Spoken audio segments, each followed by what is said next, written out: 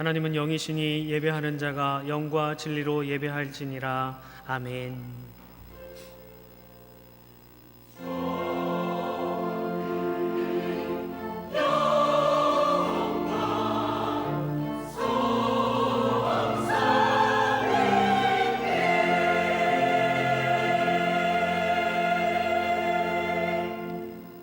사랑하는 성도 여러분, 여호와는 마음이 상한 자에게 가까이 하시고 중심에 통회하는 자를 구원하시는도다라고 하셨습니다.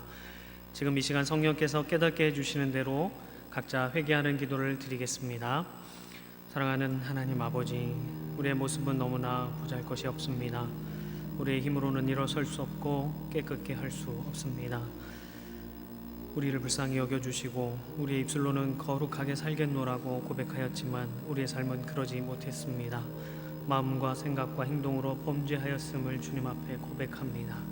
우리의 죄로 말미암아 진노 중에라도 긍휼을 잊지 말아 주옵소서. 늘 세상을 사랑하며 옛사람의 구습을 따라 썩어질 것을 구하며 살아왔습니다. 용서하여 주시고 우리의 심령을 새롭게 하여 주시옵소서. 이 세대를 분별하고 오직 하나님의 뜻에만 순종하며 살아가는 거룩한 산 제물이 되도록 주여 우리를 이끌어 주시옵소서. 감사하며 우리 주 예수 그리스도의 이름으로 기도드립니다. 아멘. 만일 우리가 우리 죄를 자백하면 저는 미쁘시고 의로우사 우리 죄를 사하시며 모든 불의에서 우리를 깨끗하게 하실 것이요. 사랑의 하나님, 놀라운 은총을 우리에게 허락하시니 감사합니다. 이제 우리가 법 아래 있지 않고 은혜 아래 있기에 더 이상 죄가 우리를 주관치 못할 줄 믿습니다. 우리를 다시 한번 성령으로 강건케 하시고 충만케 하여 주옵소서. 예수님의 이름으로 기도드립니다. 아멘. 전능하사 천지를 만드신 하나님 아버지를 내가 믿사오며 그 외아들 우리 주 예수 그리스도를 믿사오니 이는 성령으로 잉태하사 동정녀 마리아에게 나시고 본디오 빌라도에게 고난을 받으사 십자가에 못 박혀 죽으시고 장사한 지 사흘 만에 죽은 자 가운데서 다시 살아나시며 하늘에 오르사 전능하신 하나님 우편에 앉아 계시다가 저리로서 산 자와 죽은 자를 심판하러 오시리라. 성령을 믿사오며 거룩한 공회와 성도가 서로 교통하는 것과 죄를 사하여 주시는 것과 몸이 다시 사는 것과 영원히 사는 것을 믿사옵나이다. 아멘. 내 영혼아 여호와를 송축하라. 내 속에 있는 것들아 다 그의 거룩한 이름을 송축하라. 내 영혼아 여호와를 송축하며 그의 모든 은택을 잊지 말지어다. 그가 내 모든 죄악을 사하시며 내 모든 병을 고치시며 내 생명을 파멸해서 속량하시고 인자와 긍휼로 관을 씌우시며 좋은 것으로 내 소원을 만족하게 하사 내 청춘을 독수리같이 새롭게 하시는도다. 여호와는 긍휼이 많으시고 은혜로우시며 노하기를 더디하시고 인자하심이 풍부하시도다. 자주 경책하지 아니하시며 노를 영원히 풀지 아니하시리로다. 우리의 죄를 따라 우리를 처벌하지는 아니하시며 우리의 죄악을 따라 우리에게 그대로 갚지는 아니하셨으니 이는 하늘이 땅에서 높음같이 그를 경외하는 자에게 그의 인자하심이 크심이로다. 동이서에서 먼 것 같이 우리의 죄가를 우리에게서 멀리 옮기셨으며 아버지가 자식을 긍휼히 여긴같이 여호와께서는 자기를 경외하는 자를 긍휼히 여기시나니 이는 그가 우리의 체질을 아시며 우리가 단지 먼지일 뿐임을 기억하심이로다. 아멘.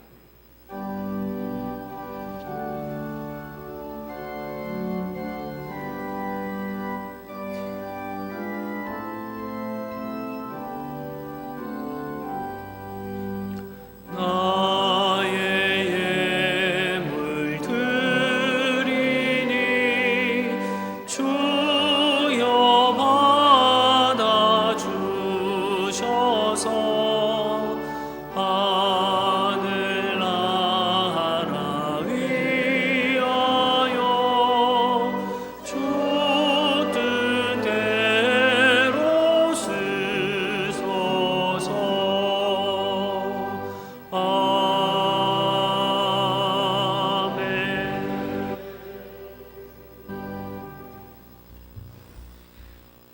전능하신 하나님 우리 아버지 감사합니다.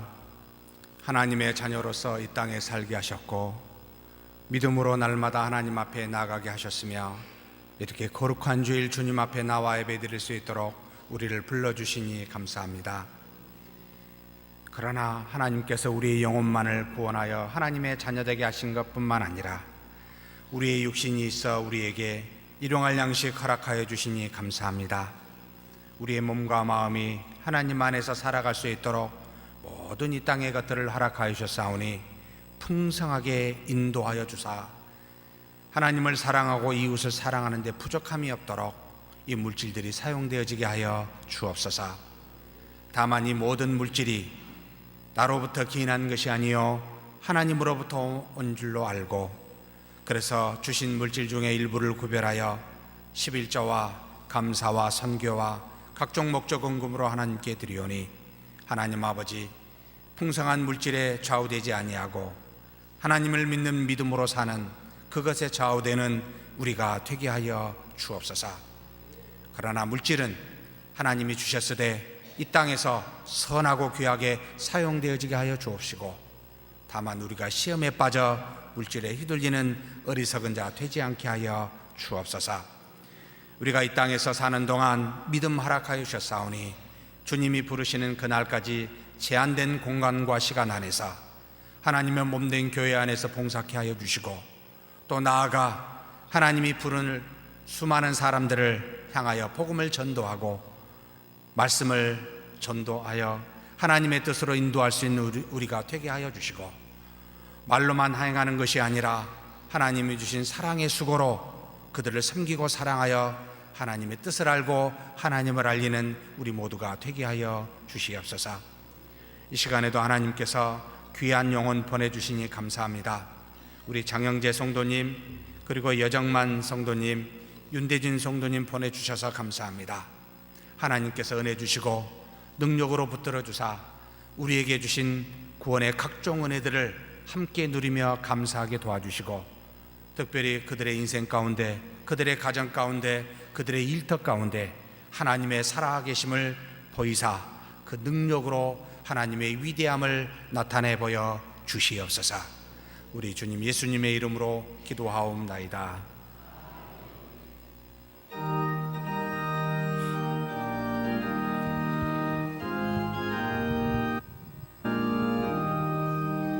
예수 앞에 나오면 죄사함 받으며 주의 품에 안기어 편히 쉬리라.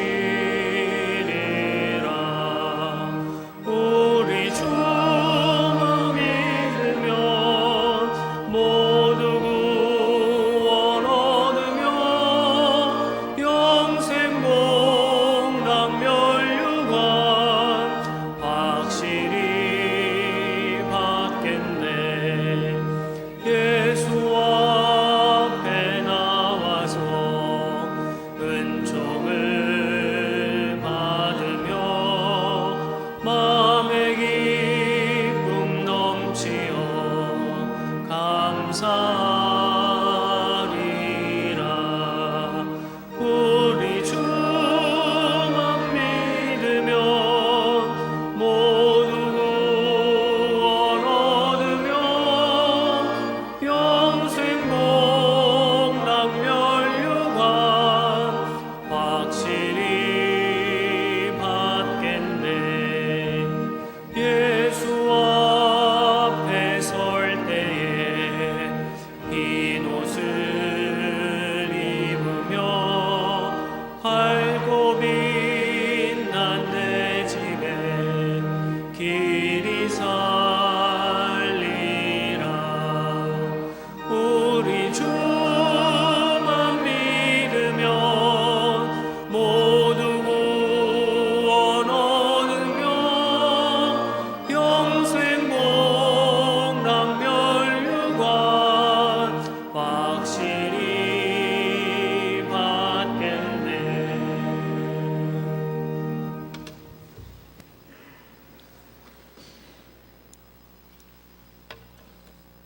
거룩하신 우리 하나님 아버지, 저희를 향하신 하나님의 크고 놀라운 사랑과 은혜를 찬양합니다. 창세전에 저희를 지명하여 부르시고 자녀 삼으사 왕같은 제사장으로 세워주시고 때를 따라 도우시는 풍성한 은혜를 주시니 참으로 감사합니다. 예수 그리스도를 마음으로 믿고 입으로 시인하며 만민에게 주와 동행함을 드러내게 하심도 또한 감사합니다.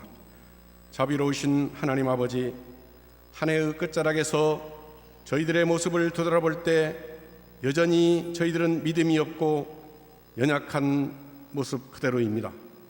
하나님께 불충하고 제 맘대로 고집하며 살았던 허물과 죄가 많을 뿐입니다. 위의 것을 바라보기보다는 땅의 것을 바라보며 주의 이름을 부르면서도 여러 가지 문제들 앞에서 내 생각, 내 경험, 내 재물을 의지하며 믿음 없이 산 잘못이 많았음을 고백하오니 용서하여 주시옵소서. 전능하신 하나님 아버지, 우리 교회와 우리의 순간순간의 삶이 하나님의 은혜가 아니고는 한시도 살 수 없음을 고백합니다. 금년에도 여러 가지 환난과 질고가 많았지만 때마다 긍휼을 베푸시고 피할 길을 열어주신 것을 감사합니다. 지난주에는 많은 성도들이 힘을 합해서 구제를 위한 김장과 성도들의 1년 먹거리를 은혜 가운데 준비케 하셔서 감사합니다. 많이 수고한 여러 지체들에게 하늘의 신령한 복과 땅의 기름진 복으로 충만케 하여 주시옵소서. 오늘 또 아버지께서 예비해 놓으신 신령한 복을 우리 모두가 충만히 받을 수 있도록 하나님께서 받을 만한 영적 예배를 드리기를 소원합니다. 단에 세우셔서 하나님의 말씀을 선포하는 주의 종에게 큰 능력을 베풀어 주셔서 말씀이 쉽게 잘 전달될 수 있도록 큰 은혜를 주시옵소서. 여러 가지 모양으로 함께하지 못한 우리 지체들 형편과 처지를 살펴주시고 어려운 문제를 이길 만한 큰 믿음도 주시옵소서. 오늘 또 몸된 교회를 여러 가지 모양으로 섬길 때 기쁨과 소망을 주시며 오직 주만 바라보며 나아갈 수 있도록 함께 하시옵소서. 세 분의 파송 선교사와 여러 협력 선교사들, 농어촌 미자립 교회들을 보살펴 주시고 큰 은혜로 함께 하시옵소서. 할렐루야 찬양대의 준비된 찬양을 기쁘게 받으시옵소서. 생명을 주시는 성령의 능력이 죄와 사망의 악순환에서 저희를 해방시켜 주신 예수님의 이름으로 감사하며 간절히 기도드렸습니다. 아멘.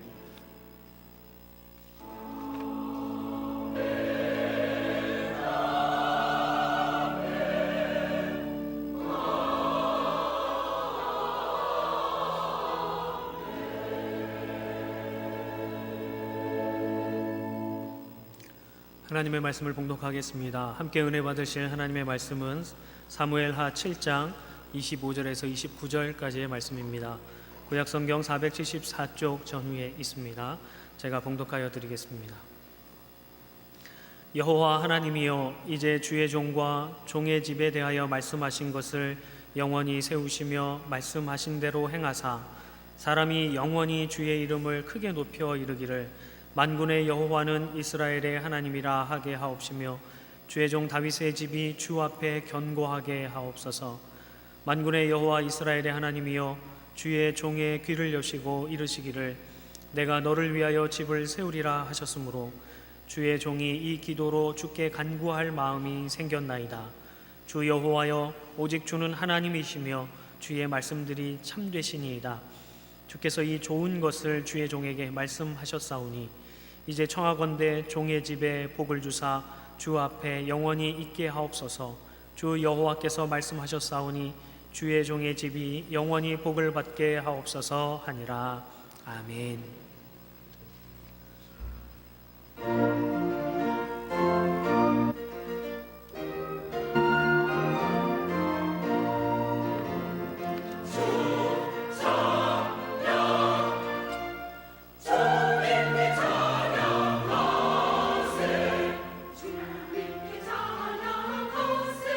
찬양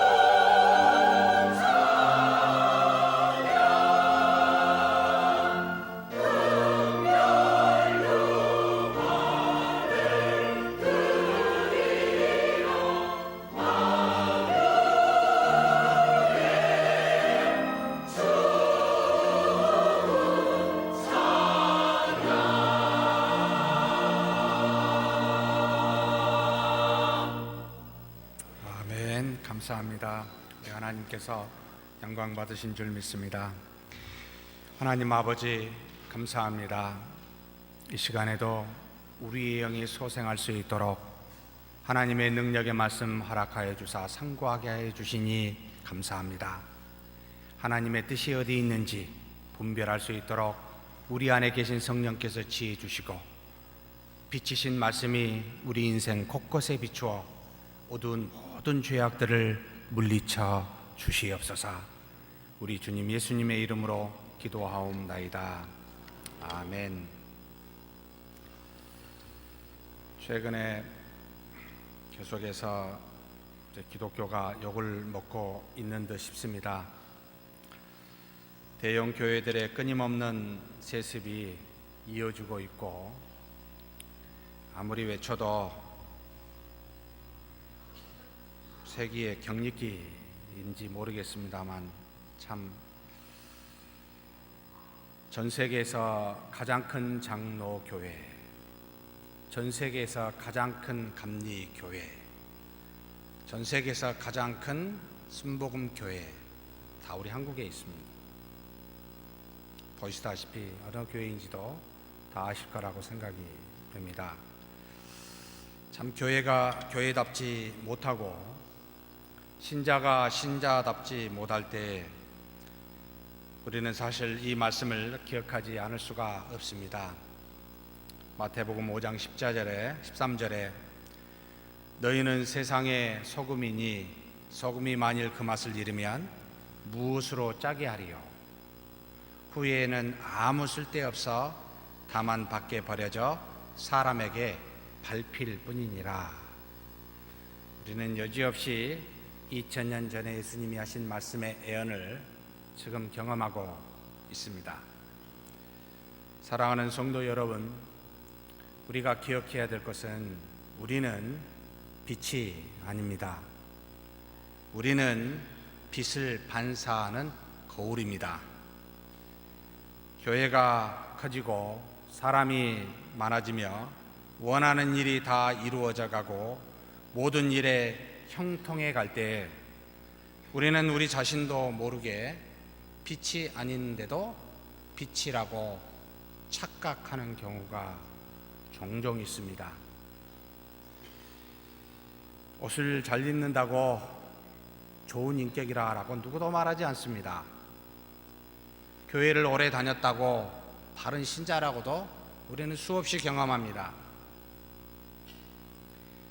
교인 수가 많다고 바르고 좋은 교회라는 것도 아닌 것도 우리는 이미 다 경험했습니다.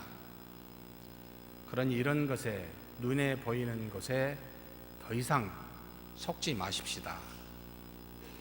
이것이 현재 우리에게 하나님께서 가르쳐 준 교훈이다라고 생각이 됩니다. 우리가 목이 곧은 사슴처럼 교만해지면 우리는 아무 쓸데없는 소금과 짠맛을 잃은 소금과 같게 됩니다. 마치 빛이 없으면 거울은 아무것도 아닌 듯이 말입니다. 교회나 우리가 하나님과 하나님의 말씀을 담고 있지 아니하면 그 즉시 아무것도 안 됩니다. 우리나 교회는 하나님이 우리 안에 계시기에, 빛이 우리 안에 있기에 그제서야 빛을 드러낼 수 있습니다. 빛을 반사한 거울이 빛이 잘 반사되도록 빛이신 하나님을 향하여 항상 바르게 세워져야 있어야만 하고, 그리고 그 빛이 잘 반사되도록 한 점 티가 없도록 깨끗이 닦여져야만 하는 것이 거울의 본분입니다. 그래서 날마다 우리는 하나님을 향해 있어야 되고, 우리는 날마다 자신을 돌아보아 자신의 죄를 하나님 앞에 자복하는, 끊임없는 자신을 돌아보는, 자기를 죽이는 일이 반드시 있어야 합니다. 이것이 없으면 우리는 언제든지 얼마든지 무너지고 넘어집니다. 지금 보았고 과거의 기독교 역사에서 수없이 보아왔습니다. 그렇다면 우리는 교훈을 삼아야 되지 않겠습니까? 저와 여러분이 제발 하나님과 하나님 말씀 외에 다른 것에 집중하면 문제가 생기는구나 기억하셨으면 좋겠습니다. 마치 광야에서 회개하라 천국이 가까웠느니라 나는 너희에게 물로 세례를 주거니와 내 뒤에 오시는 이는 내가 그분의 힘도 들기에 감당치 못하는데 성령으로 세례를 주리라 한 이 광야에 외치는 소리인 세례 요한이 내가 그리스도입니다, 내가 예수님입니다 라고 말하는 격이 지금의 우리가 눈에 보이는 대형 교회나 목회자들의 모습에서 여러분 살펴볼 수가 있습니다. 그러니 제발 죄송합니다만 우리 까불지 맙시다. 하나님 앞에서 하나님을 향한 다윗, 우리는 이 다윗에게서 어떻게 살아야 되는지 믿음, 그가 갖고 있는 믿음을 살펴볼 수가 있습니다. 다윗을 향한, 하나님을 향한 다윗의 마음은 참 놀라웠습니다. 나는 백향목궁에 사는데 하나님의 개는 휘장 가운데 있도다 라고 생각하여 하나님의 집을 짓고자 하는 소망을 가졌습니다. 그래서 하나님께서는 선지자 나단을 통하여 다윗에게 이렇게 말씀하십니다. 사무엘하 7장 6절입니다. 내가 이스라엘 자손을 애굽에서 인도하여 내던 날부터 오늘까지 집에 살지 아니하고 장막과 성막 안에서 다녔나니 하나님은 인간의 손으로 지은 집에 머무르거나 거하실 수 있는 분이 아니다. 나는 그렇지 않다.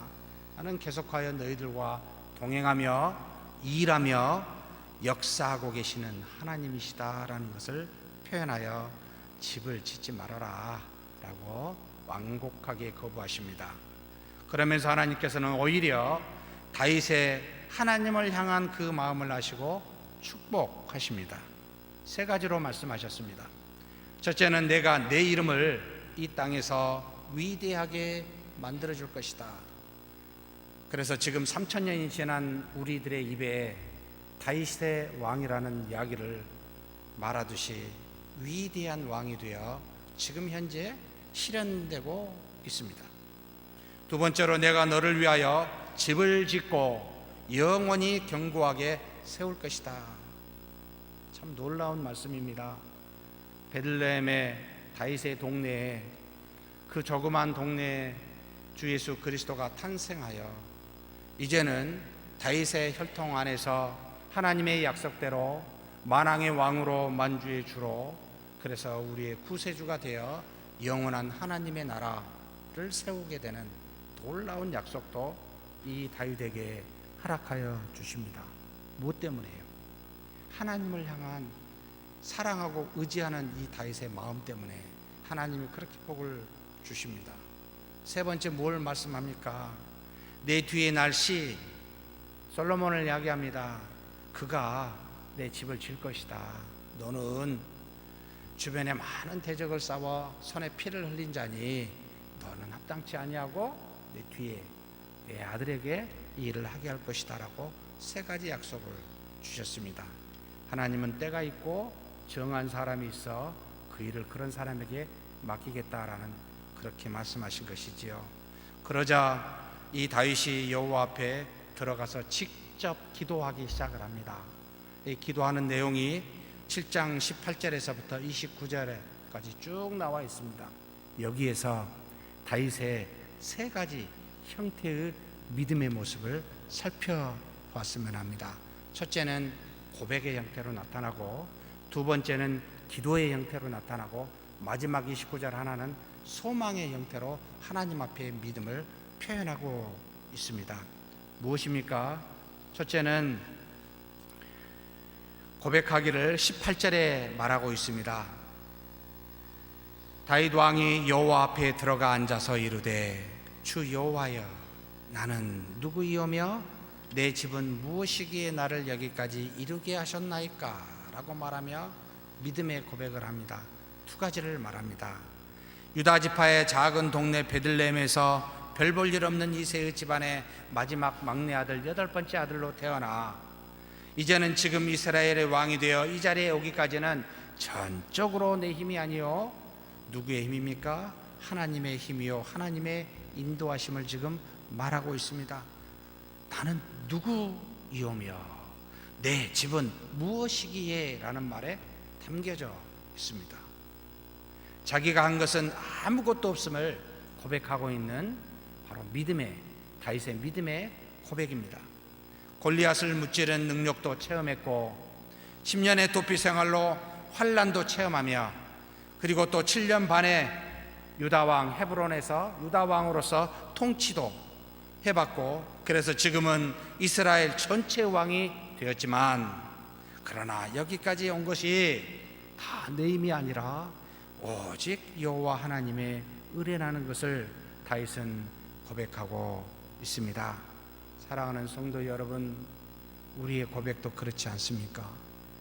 내가 지금 이 나이에 여기까지 2017년 11월 26일 이 자리에 앉아 하나님 앞에 예배를 드리고 있는 내 자신도 전부가 다 하나님의 은혜로다 고백할 수밖에 없지 않습니까? 사도 바울도 똑같은 고백을 하고 있습니다. 고린도전서 15장 10절입니다. 그러나 내가 나된 것은 하나님의 은혜로 된 것이니 내게 주신 그의 은혜가 헛되지 아니하여 내가 모든 사도보다 더 많이 수고하였으나 내가 한 것이 아니요 오직 나와 함께 하신 하나님의 은혜로라. 10여 년에 걸쳐 3차 전도 여행을 하여 약 2만 4천 킬로미터를 여러분 전도하여 걸어 다니거나 배를 타고 다녔습니다. 4만 킬로의 전체 지구의 반 이상을 10여 년간 전도했던 이 수고했었던 모든 것이 누구의 은혜로다? 하나님의 은혜로다. 신약 성경의 절반 이상을 다 기록하여 우리에게 남겨준 바울 서신의 이름이라는 것으로 남겨진 이 모든 수고가 누구의 은혜로다? 하나님의 은혜로다. 내가 나된 것은 하나님의 은혜로다. 더 많이 수고한 것이 하나님의 은혜로다 라고 이 바울도 고백하고 있습니다. 그런데 다윗은 여기에서만 머무른 건 아닙니다. 두 번째 은혜에 대해서 감사하여 고백합니다. 다윗은 하나님께 이런 은혜만 주신 것이 아니라 더 큰 것도 주셨다라고 말합니다. 19절입니다. 주 여호와여 주께서 이것을 지금까지 인도한 이것을 오히려 적게 여기시고 더 큰 게 있다는 거죠. 뭡니까? 또 종의 집에 있을 먼 장래의 일까지도 말씀하셨나이다. 주 여호와여 이것이 사람의 법이니이다. 내 집과 내 나라가 영원히 보존되고 내 왕위가 영원히 경고하리라 라고 하는 하나님의 약속의 말씀, 장래의 일까지 말씀하신 이것에 큰 감격을 가지고 좀 감사하여 고백하고 있는 장면입니다. 자신과 자신의 집이 이 땅에서 끝나지 않고 영원히 살이라는 놀라운 말씀을 이 다윗은 듣게 된 것이지요. 사랑하는 성도 여러분, 우리도 다윗과 같지 않습니까? 지금 우리가 여기까지 온 것이 비록 우여곡절이 많았지만 하나님의 은혜가 아닙니까? 믿습니까? 그런데 그것만 아니라 우리는 영원히 하나님의 자녀로서 하나님의 나라에서 사는 자들임을 믿습니까? 그렇게 우리에게 약속하여 보장하였듯이 다윗에게도 똑같이 말씀하신 겁니다. 내 집이 영원히 서리라, 견고하게 서리라. 다윗의 믿음의 고백이 감사한 것이 바로 이 두 가지라는 겁니다. 지금 내가 나된 것과 장래 내가 영원히 사는 것에 대해서 두 가지를 하나님 앞에 감사히 고백하고 있습니다. 물론 다윗이 감사할 믿음의 고백이 이것만 있는 게 아니에요. 굉장히 많습니다. 돌이켜보면 사무엘을 통하여 뜬금없이 와가지고 기름 부음을 받은 게 너무 감사하죠. 사울은 천천히요 다윗은 만만이라 하여 다윗이 가는 족족 블레셋 군대를 물리쳤으니 얼마나 감사합니까? 자기보다 훨씬 큰 골리앗을 믿음으로 죽여 하나님의 뜻을 이루었으니 그것만 생각해도 얼마나 감사합니까? 10년 동안 사울을 피해서 도망 다니면서 수없이 죽을 고비를 넘겼을 때마다 하나님이 기도할 때마다 가르쳐 주어 피하게 하신 은혜를 생각하면 얼마나 감사합니까? 그런데 10년이 지나고 난 다음에 최종적으로 이제는 이스라엘의 왕이 되었으니 정말 이것도 놀라운 감사의 제목입니다. 그런데 다윗은 이야기를 이걸 안 했어요. 이게 나하고 다윗의 차이구나 생각이 듭니다. 다윗의 감사의 고백은 이 땅에서 잘된 일에 있는 것이 아니라 지금 여기까지 인도하시는 하나님이, 나의 통행하시는 하나님이 계시다는 것에, 이것에 지금 감사히 고백하고 있다는 게 참 나와 다윗의 차이구나, 믿음의 차이구나를 느끼게 합니다. 사랑하는 성도 여러분, 지금까지 이 땅에서 이루어진 일이 무엇이 있습니까? 다 감사해야 됩니다.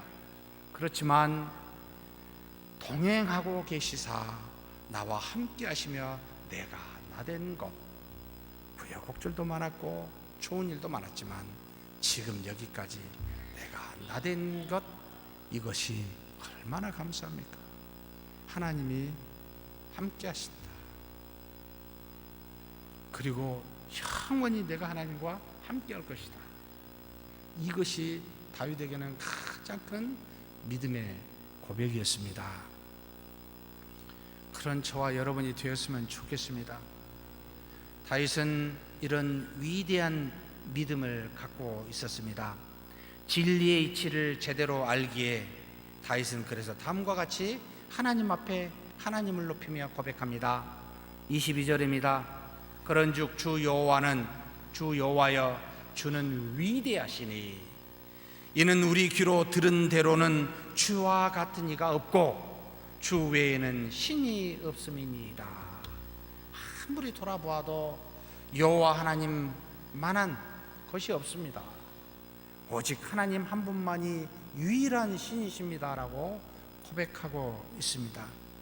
일찍이 하란에서 아브라함을 택하여 하나님께서 약속의 땅 가나안에 오게 하셨고, 또 약속의 자녀 이삭을 100세에 허락하셨으며 이스라엘의 민족의 조상이 된 이 야곱을 또한 보내시사 12지파를 이루게 하셨고, 그 중에 한 요셉을 하나님께서 애굽에 보내사 가나안에 이르는 기근을 피하게 하사 이 70명의 가족을 그곳에 머물러 결국은 이스라엘의 족속에 200만 명이 비록 종살이를 했지만 그곳에서 이루게 하셨고, 그리고 하나님께서 430년의 종살이를 모세를 통해 마감하여 10가지 재앙을 보이심으로 출애굽하였으며, 그리고 난 다음에 하나님의 산 호렙산에 오게 하사 하나님으로부터 놀라운 율법을 받게 하신 하나님, 그뿐만 아닙니다.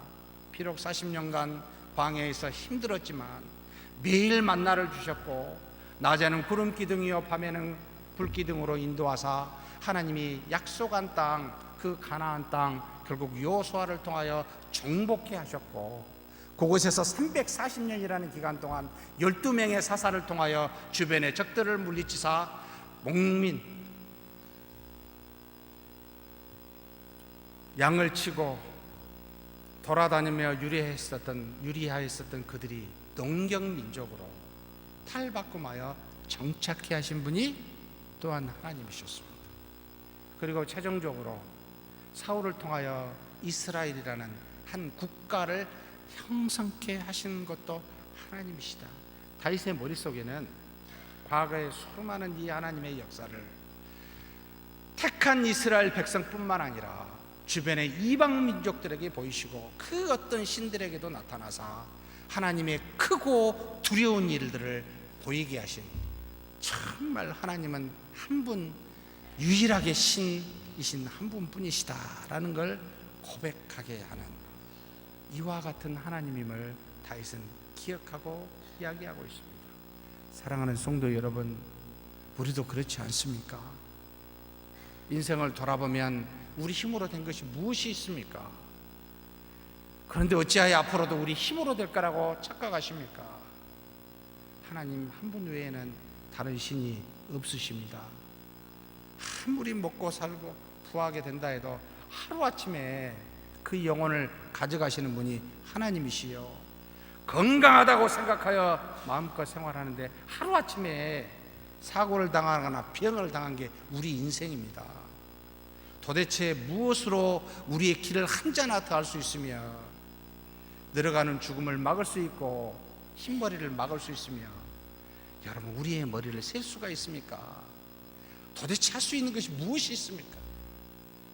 우리의 생각을 잡을 수가 있습니까? 늙어가는 몸을 붙잡고 건강하게 만들 수가 있습니까? 다 아는 이야기인데도 우리는 오늘을 우리 힘으로 살 거라고 생각을 합니다. 답답하지 않습니까? 믿음이 없는 우리의 모습입니다.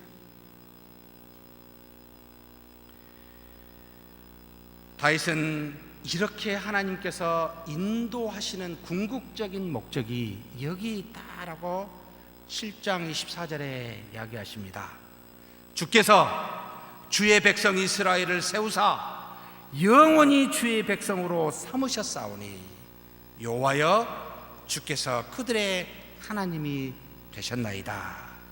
이스라엘로 영원히 주의 백성으로 삼으시기 위하여 또 주께서 그들의 하나님이 되시기 위하여 수많은 역사와 섭리를 인간의 이 이스라엘의 역사 안에서 이루어 오셨음을, 궁극적으로 이와 같은 목적 때문에 이루어 오셨음을 지금 고백하고 있는 겁니다. 여호와 하나님은 우리의 하나님이 되고 우리는 하나님이 백성이 되도록 하기 위하여 손바닥을 뒤집었다가 폈다가 하면서 이스라엘 백성을 인도하셨다.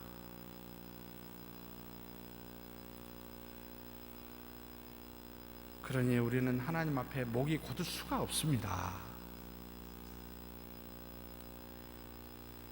이것이 하나님께서 우리를 인도하시는 궁극적인 믿음의 고백임을 다윗은 이야기합니다. 그런 믿음을 가지고 사는 저와 여러분이 되었으면 좋겠습니다.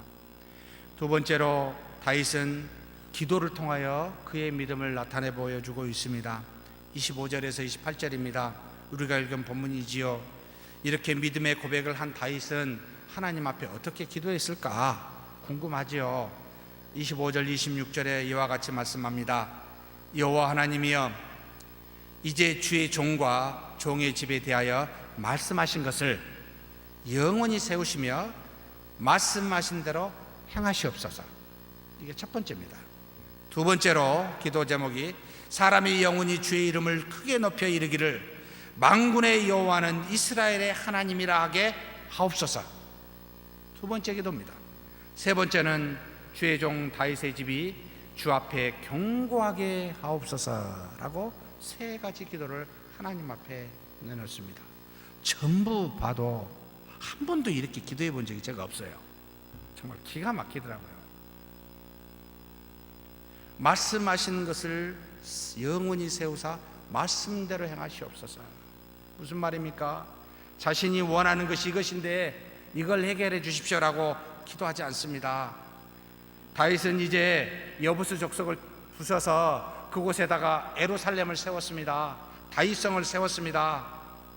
그리고 두 번씩 쳐들어온 블레셋을 물리쳤을 뿐입니다. 아직도 주변에는 6개국이 남아 있습니다. 가장 위에는 아람, 암몬, 모압, 밑에 에돔, 그 옆에 남쪽에는 아말렉이 있고 왼쪽 서쪽에는 블레셋이 아직도 건재하게 있습니다. 저 같으면 하나님 이 6개국 좀 몽땅 좀 쓸어 주십시오. 우리 원수 아닙니까? 그래야 우리 이스라엘 국가가 안전하게 튼튼하게 쓸 수 있지 않습니까? 라고 당장에 기도할 것 같은데 없어요. 말씀하신 대로 행하시고 이루어 주옵소서가 다윗의 첫 번째 기도였습니다. 사랑하는 성도 여러분, 이것이야말로 믿음의 기도가 아닐까요? 사람이 원하는, 내가 원하는 대로 해달라고 기도하는 것이 아니라 말씀하신 대로 이루어 주옵소서. 이렇게 기도하는 저와 여러분이 되었으면 좋겠습니다. 두 번째로 사람이 영원히 주의 이름을 크게 높여 만군의 여호와는 이스라엘의 하나님이라 라고 해달라고 기도합니다. 여러분 혹시 그렇게 기도해 보셨습니까? 내 입을 벌려 하나님 여호와 하나님을 높여 찬송하게 해 주옵소서, 만방에 알려 하나님을 높여 달라고 기도해 보신 적이 있으십니까? 저는 그게 없어요. 보니까 어떻게 하면 내가 좀 높아졌으면 좋겠다, 자신의 이름을 이 땅에 높여달라고 기도한 적은 있습니다. 오직 하나님의 이름을 높여달라고 간구한 적이 없습니다. 부끄럽습니다. 자신뿐만 아니라 다윗은 모든 사람이 이 땅에서 뿐만 아니라 저 세상에서도 영원히 만군의 하나님 여호와가 나의 하나님이요 우리의 하나님임을 소리 높여 외치게 해달라고 기도합니다. 자신뿐만 아니라 이스라엘 백성 전체가 이 땅에서 뿐만 아니라 저 나라에까지 하나님을 높이게 해달라고 그런 기도를 하고 있습니다. 정말 수준이 달라요.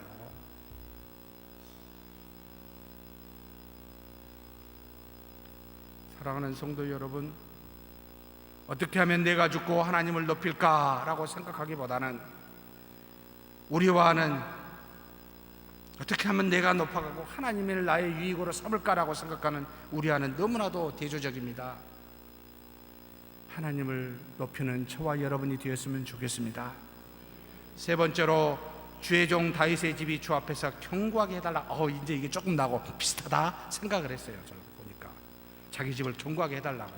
근데 자세히 보니까 이것도 아니에요. 주 앞에서라고 단서가 있습니다. 자신의 왕권과 자신의 후손들의 왕권도 견고하게 세워달라고 요청하는 다윗이지만 앞에 조건을 달아놨습니다. 주 앞에서.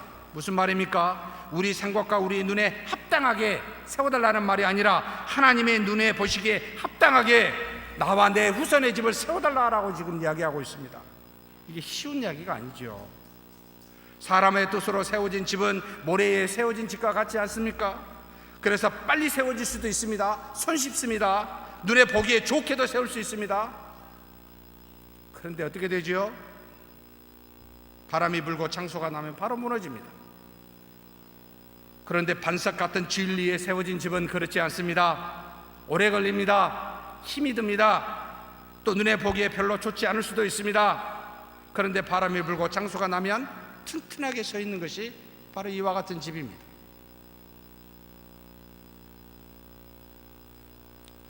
우리의 인생이, 우리의 교회가 사람의 뜻이 아니라 내 생각이 아니라 하나님 앞에서 하나님의 말씀이 진리에 세워진 집이 되어야 하지 않습니까? 어렵더라도요, 천천히 가더라도요, 좀 눈에 보기에 별로 좋지 않더라도요, 고생스럽더라도요, 이것이 바른 길이 아니겠습니까? 주 앞에서 하나님의 눈에 합당하게 세워지는 저와 우리 인생길이 되기를 주의 이름으로 축복합니다. 다윗은 그래서 다음의 기도를 다음의 근거에 두고 있습니다. 27절입니다. 결론적인 부분이기도 합니다. 만군의 여호와 이스라엘의 하나님이여 주의 종의 귀를 여시고 이르시기를 내가 너를 위하여 집을 세우리라 하셨으므로 주의 종이 이 기도로 주께 간구할 마음이 생겼나이다. 기도할 근거를, 기도할 마음을 어디 두고 있습니까? 다윗은 하나님이 자신에게 주신 말씀에 두고 있습니다. 내가 너를 위하여 집을 세우리라는 이 약속에 근거하여, 이 말씀에 근거하여 기도하고 있습니다. 이제 이스라엘의 왕이 된 지 얼마 되지 않았습니다. 당장 내일도 모르는 우리 인간인데 내 후손은 고사하고 지금 내 자신이라도 나라도 든든하게 세워주십시오, 그런 생각이 먼저 들지 않습니까? 그리고 주변 6개국이 지금 이렇게 튼튼하게 있는데 지금의 형편과 사정을 근거해서 우리는 기도해야 되지 않습니까? 이런 생각이 자꾸 저 안에 올라옵니다. 그런데 다윗은 지금 전혀 그와 같은 기도를 안 합니다. 그는 오직 하나님이 주신 말씀 딱 한 가지였습니다. 내가 너를 위하여 집을 세우리라 라고 하는 이 한 말씀에 근거하여 기도할 마음을 가졌고 기도의 근거로 삼고 있습니다. 우리의 기도와 말은 하나님이 주신 말씀에 근거해야 된다라고 하는 믿음의 모습을 보여주고 있지 않나요? 자신의 생각에 근거하면 반드시 무너지게 되어 있습니다. 피로 산 우리의 인생과 주님의 몸된 교회가 사람의 생각으로 좌우될 수 있을 거라고 보이십니까? 예수님이 무덤에 계신 3일 동안은 세상이 그렇게 생각했습니다. 이겼노라고, 죽였노라고, 우리 뜻대로 했노라고. 딱 3일이었습니다. 정확하게 표현하면 36시간밖에 안 됩니다.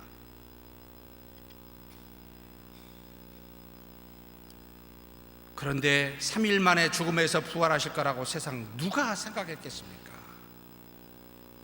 정말 짧은 동안 흔들릴 수 있지만 여러분, 우리는 그렇지 않습니다. 예수 그리스도의 은혜의 기초 위에서 성령의 진리의 말씀에 기둥으로 세워진 교회일수록 사람의 생각이나 죄가 더 잘 드러나는 법입니다. 마치 밝은 대낮에서 모든 사물을 훨씬 잘 구별할 수 있듯이 말입니다. 그러므로 사랑하는 성도 여러분, 다윗처럼 좋은 것으로 말씀하신 참된 말씀 위에 우리는 굳건히 세워져 있어야 합니다. 사람의 생각이 아니라요. 말씀에 근거하여 정말 기도하는 저와 여러분이 되기를 주의 이름으로 축복합니다. 그런데 다윗이 근거하여 기도한 약속의 말씀이 무엇입니까? 정말 한마디예요. 내가 너를 위하여 집을 세우리라. 누가 우리 집을 세운다고요? 하나님이요. 내가 아니라는 말입니다. 사람들이 모여서 한다는 게 아니라는 말입니다. 이스라엘의 나라는 다윗 너가 세우는 게 아니다. 모든 백성이 힘을 합해서 세우는 게 아니다. 나다. 나 여호와다. 내가 너의 집을 세우리라. 왜 우리는 이걸 잊어버릴까요?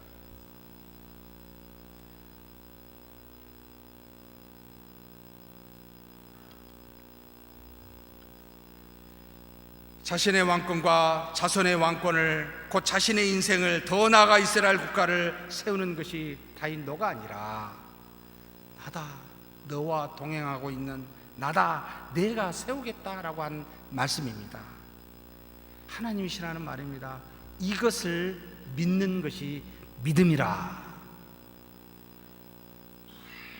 모든 것을 살아계신 하나님이 하신다는 것을, 나는 단지 그 하나님 앞에서 뜻이 무엇인지를, 미래를 모르니까 달마다 무릎 꿇고 기도하여 답을 찾는 것이 내 의무요. 내 걸음을 한 걸음 한 걸음 내일 또는 영원까지 인도하시는 분은 하나님이시라. 이걸 알고 가는 것이 여러분 믿음이라는 겁니다. 그래서 히브리서 11장 6절에 다음과 같이 말씀하십니다. 믿음이 없이는 하나님을 기쁘시게 하지 못하나니 하나님께 나아가는 자는 반드시 그가 계신 것과 또한 그가 자기를 찾는 자들에게 상 주시는 이심을 믿어야 할지니라. 그가 계신 것과 찾는 자들에게 항상 반응하여 응답하시는, 상 주시는 이심을 믿으라는 겁니다. 믿으십니까? 그러면 우리는 두 가지가 필요합니다. 걱정이 필요 있습니까? 없습니까? 첫째는 근심과 걱정이 필요 없습니다. 둘째는 응답이 언제 될까요? 아세요? 모르지요. 무엇이 필요합니까? 오래 참아야 됩니다. 반드시 말씀은 이루어지니 이룰 때까지 그냥 믿고 참는 겁니다. 어떻게 참아야 됩니까? 슬퍼하면서 참지 마시고 기뻐하면서, 반드시 이루어지니까.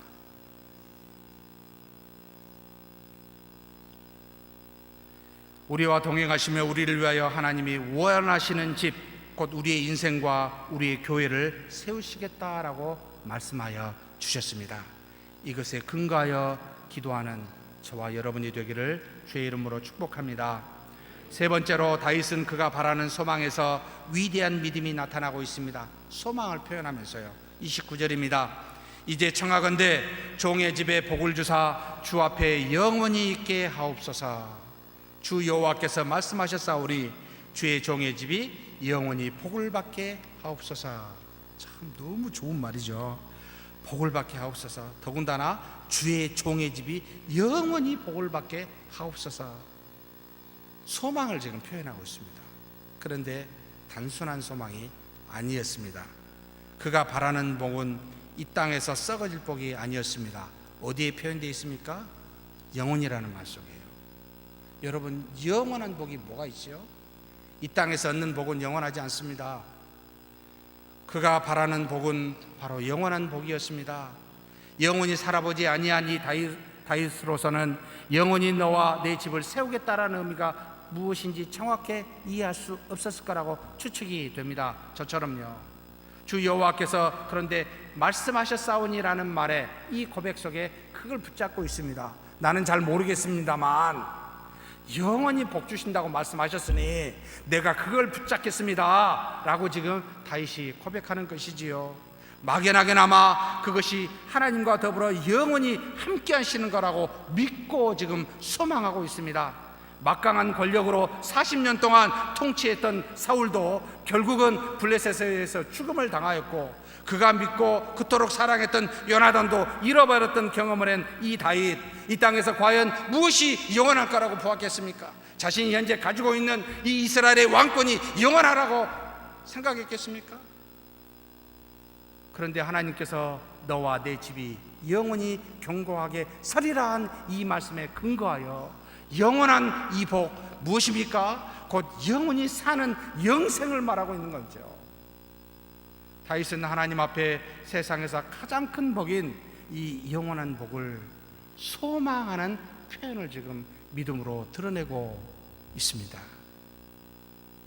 그는 앞으로 30년을 넘게, 우리는 알아요, 본인은 모르겠지만 30년을 넘게 이스라엘 통치해야 될 다윗입니다.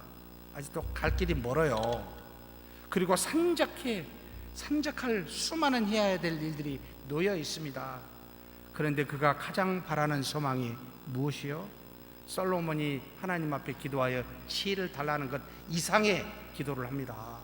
그래서 다윗이 위대하게 보입니다. 영원한 나라를, 영원한 복을, 영생을 소망합니다. 참 놀랍다. 사랑하는 성도 여러분, 우리가 당연히 받을 영생입니다. 그런데 지금 혹시 소망하고는 계신가요? 이것을 소망하며 사는 저와 여러분이 되었으면 좋겠습니다. 왜인지 아십니까? 영혼을 지금 소망하면 이 땅에서 이보다 더 좋은 것이 없기 때문에 우리는 뭐요? 기뻐하게 되어 있습니다. 두 번째는 이 영원한 소망은 우리로 하여금 이 땅에서 모든 환난을 이기게 하는 힘이 있기 때문입니다. 그래서 히브리서 6장 19절에 우리가 이 소망을 가지고 있는 것은 영생입니다. 영혼의 닷 같아서 튼튼하고 견고하여 휘장 안에 들어가나니, 예수님이 휘장 안에 들어가 하나님의 나라를 이루었듯이 우리로 하여금 하나님의 영원한 나라에 들어가기까지 튼튼하게 붙잡아 줄 것이, 영혼의 닷 같은 것이 무엇이다? 바로 소망이라는 겁니다. 영생을 지금도 오지만 지금도 소망하고 있었을 때 우리의 미소는 끊이지 않을 것이며 우리의 환난은 감당할 만하네 라고 고백하게 되는 힘이 있다라는 겁니다. 그렇게 소망하는 저와 여러분이 되기를 주의 이름으로 축복합니다. 하나님 아버지, 감사합니다. 이 땅에 살면서 다윗과 같은 믿음을 갖기를 소망합니다.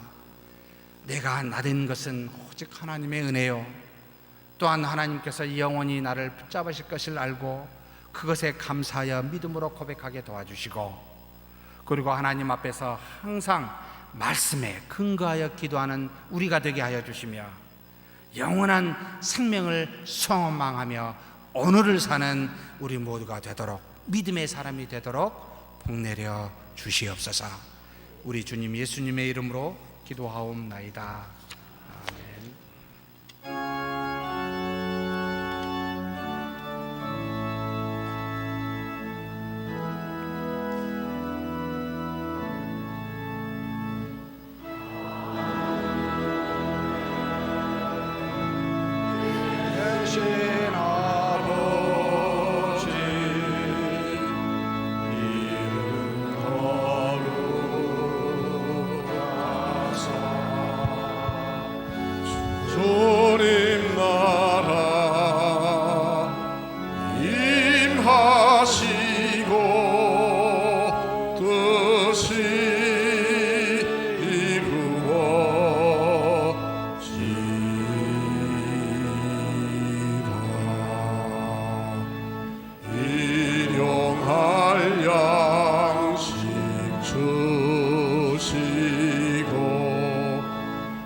우리들의 큰 죄 다 용서하옵시고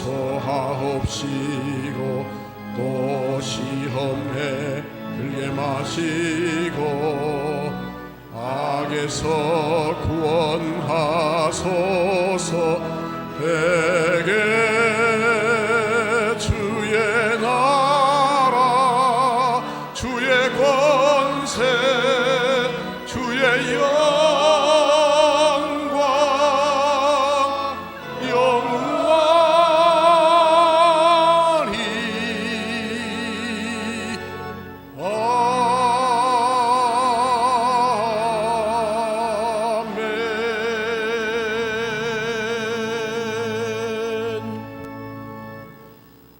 여호와는 내게 복을 주시고 너를 지키시길 원하며 여호와는 그 얼굴을 내게 비추사 은혜 베푸시기를 원하며 여호와는 그 얼굴을 내게로 향하여 드사 평강 주시기를 원하노라. 주 예수 그리스도의 은혜와 하나님의 사랑과 성령의 교통하심이 너희 무리와 함께 있어지이다. 아멘.